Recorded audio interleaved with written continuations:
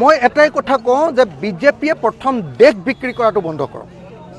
Number 1 বিজেপিয়ে অসমৰ মানুহক কাজিয়া লগোৱাটো বন্ধ কৰক। হিন্দু মুছলমানৰ কাজিয়া লগোৱাটো বন্ধ কৰক। মই অসমত সব মানুহক ভাল পাওঁ। আপোনালোকে চাব এতিয়া ইয়াত থকা সব অসমীয়া মানুহে মোক ভাল পায়।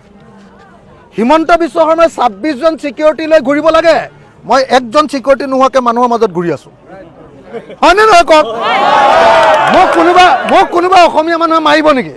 মোক সাৱটিহে দে, মোক লগ পালে চুমা খায়। হয়নে নহয়?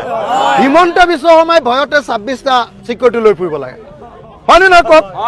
গতিকে অসমীয়া মানুহে মোক নামাৰে। গতিকে মই কৈছোঁ যে মই কাক ভাল পাওঁ চাব দেই।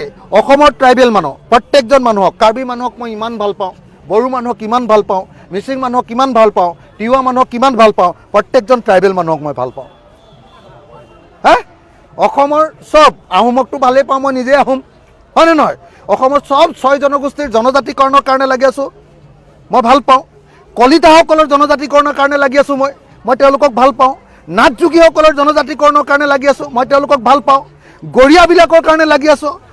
মিয়া মানুহবিলাকৰ কাৰণে কৈছোঁ যে মিয়া মানুহক এনে মাৰপিট নকৰিবা। মই কৈছোঁ, মই মানুহক ভাল পাওঁ কাৰণে কৈছোঁ। তোমালোকে যদি মিয়া মানুহ কোনোবা বিদেশী আছে খেদি দিয়া, ময়ো যাম তোমালোকৰ লগত তেতিয়া বিদেশী খেদিবলৈ। কিন্তু বিদেশীক নেখেদি এনেই মুছলমান বুলি হিন্দু মুছলমানৰ কাজিয়াখন লগাই লৈ সদায় ভোট ল'বা, এইটো কৰিবলৈ নিদিম নহয় মই জীয়াই থাকোঁতে। সেইকাৰণে মোক বেয়া পায়। গতিকে মই আপোনালোকক স্পষ্টকৈ কৈছোঁ যে আমাৰ জুবিন দাই কোৱা বটলা পাৰ্টি বিজেপিক এবাৰ অসমৰ পৰা খেদিম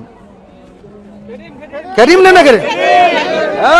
এবাৰ বটলা পাৰ্টিটোক খেদিব লাগিব। বটলা পাৰ্টি জুবিন দাই কৈছে, বটলা পাৰ্টি মই কোৱা নাই।